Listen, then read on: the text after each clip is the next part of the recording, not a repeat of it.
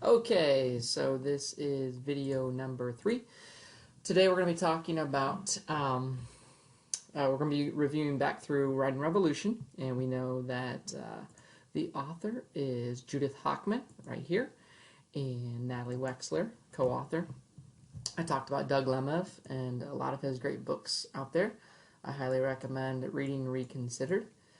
This text, Reading Reconsider, will have some bones as to what we're talking about today, just because close reading is so closely involved to using note-taking skills, and that's an essential piece of what we'll be discussing today. So let's go ahead and jump in. The text that we're going to take a look at, in the last one we talked about, we used the Gettysburg Address, and this one we're going to be talking about, about a researcher called Jane Oakhill, and Jane Oakhill has done a lot and extensive research on comprehension, so we're going to explore some of her work here.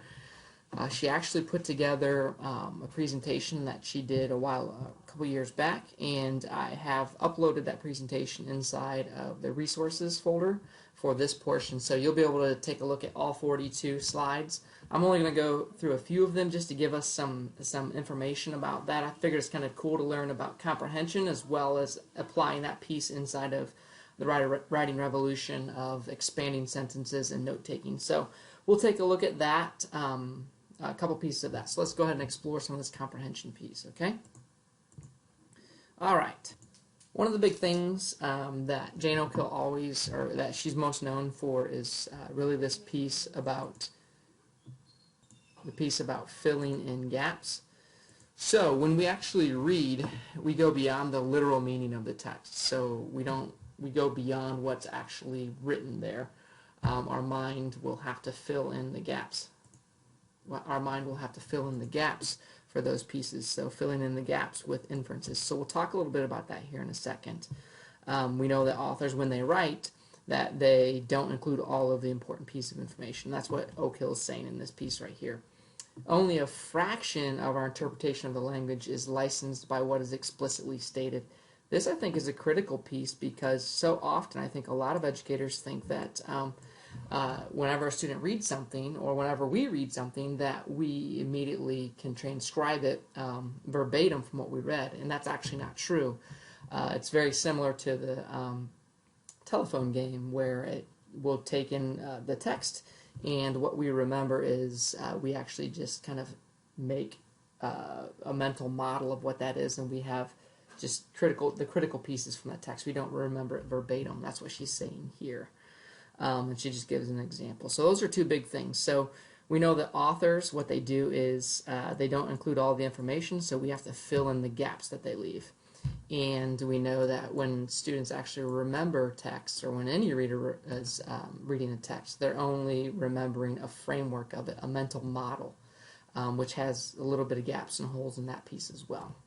So text comprehension beyond words and sentences. She talks here, inferences can help us to link the text into a coherent whole.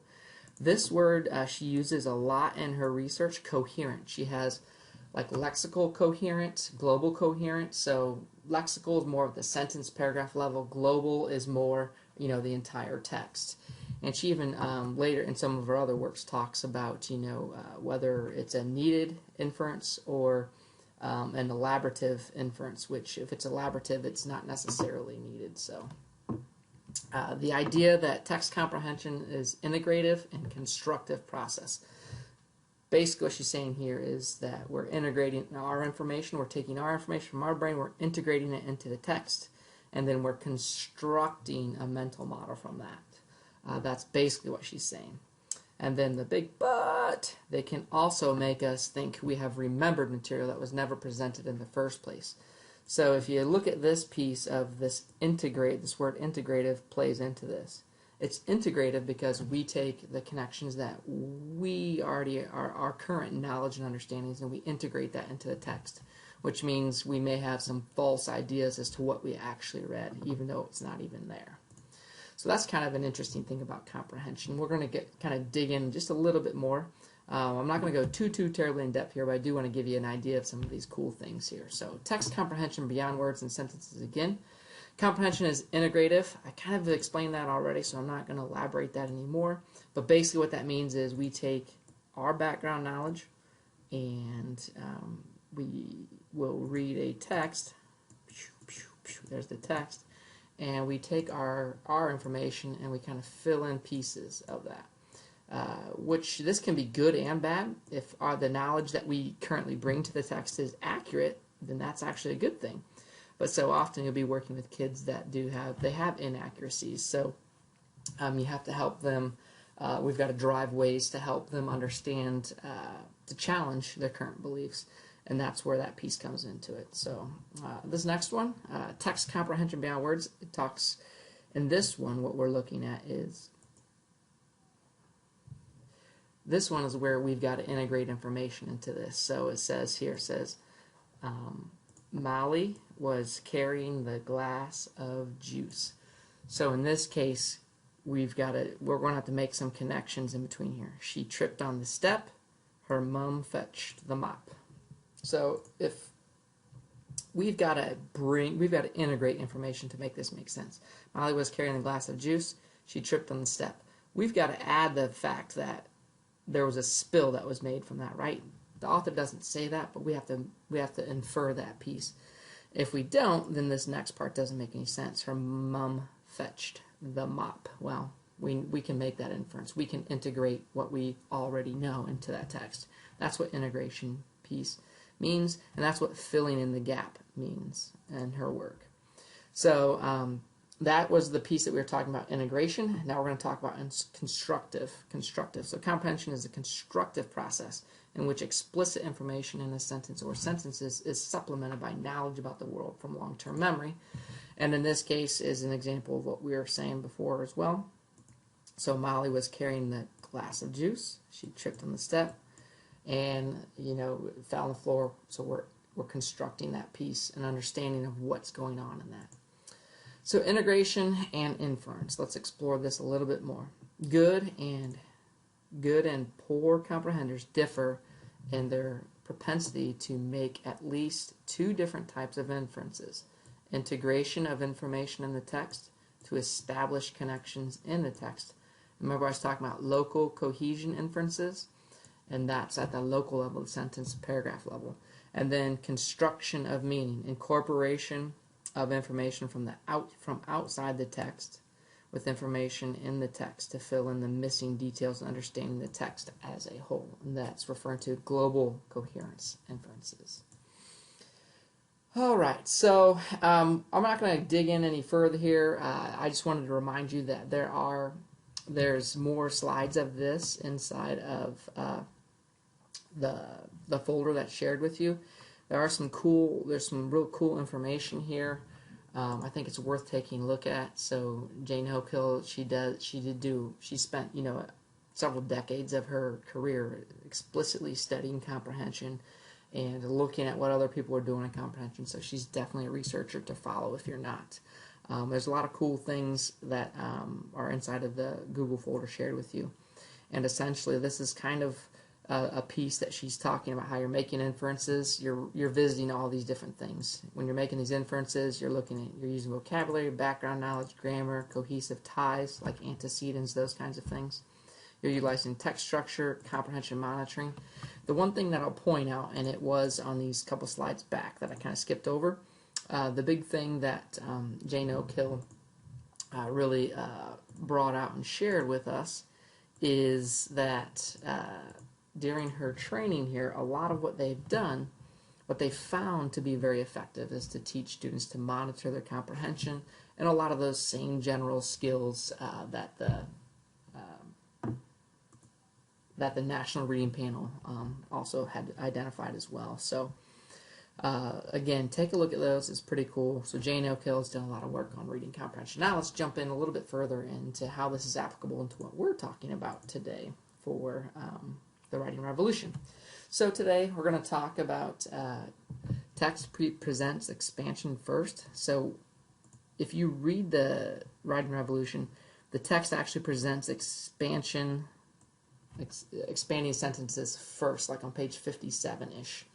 And then it later on, like page 62, 67, then it talks about note-taking. But actually you have to teach note-taking first in order for them to do the sentence expansion. So we're going to flip that in our conversation just so it makes sense instructionally, okay? Note-taking and sentence expansion is really what we're focusing on in this conversation today.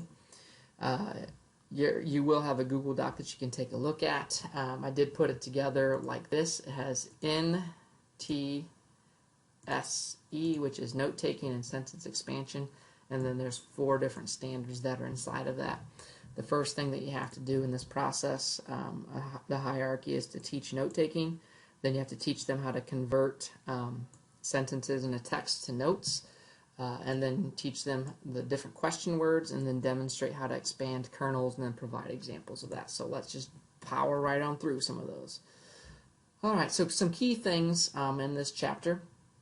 You're going to see right here what I've done is I've kind of put the way that I did the text here is I put it in abbreviation form. I like to abbreviate and break it at the syllable level.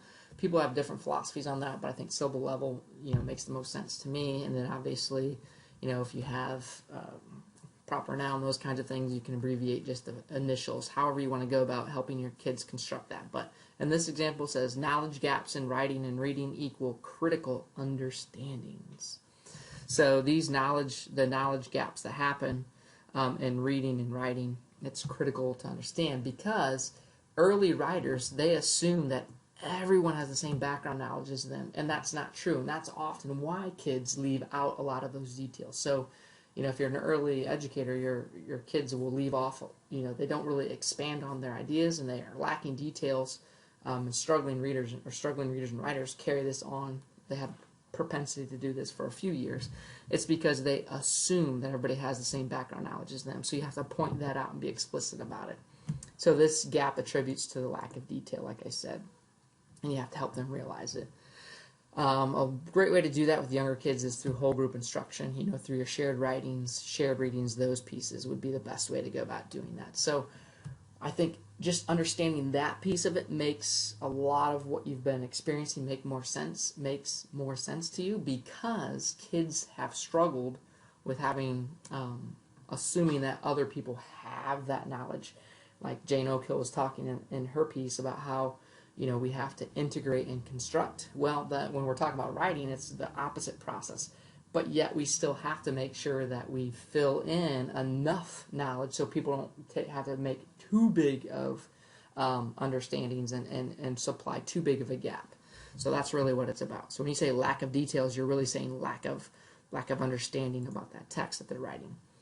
So why do we want to expand sentences and to help students with note-taking? First of all, it helps them as a writer. It provides a comprehension check for you, the teacher, and it builds summary skills. So those of you that teach summary frames already, you probably are going to see pieces of that inside of this.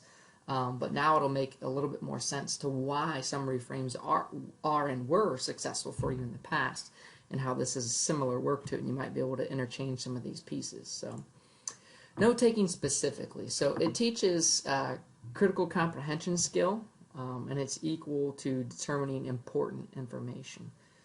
So, I think it's important to point that out, that it teaches critical comprehension skills, because what it's doing is it's actually, when you teach note-taking and you're helping kids understand how to do note-taking, you're teaching them to identify what's important and just take notes on that. And, I put DT here. That stands for Donald Trump, and that's this is a huge understanding, because if we teach note-taking, we're actually teaching kids a very critical comprehension skill, which is determining important information. And that just is tied right into this instructional piece here of note-taking. So it helps determine the main idea as well. Converting text to speech is a very valuable skill. And it's a quick way to get information down, and also kids can revisit it later on when they're trying to read and write. And when they take those state achievement tests, if they're able to parse things out and think things through backwards that way, it certainly helps them quite a bit. It helps prevent this one, I think, is critical too, because we see this a lot where kids will go in and they'll just try to recopy a text to write it in a different place. So it prevents this verbatim copying because they take notes and then they use their notes to write from that, and then they're going to fill in supplemental pieces on that as well. So guidance on how to do it. So guidance for how to teach note taking. There's really no one exact way is what I always typically tell people. Really what I always suggest to people is pick the most appropriate abbreviations and symbols. There's lots of different anchor charts and examples out there. Inside of the text they also provide some, which it's there at the bottom. So you can use some of these. I typically have a few that I like. The plus signs, the backslashes, those kinds of things. It's best to teach these skills during close reading. So you can really integrate this in as you're doing your close reading. You're going to be modeling how you take notes as you go. So it's best to do it that way, but I also think it can be done explicitly as well when you get to that more guided practice piece.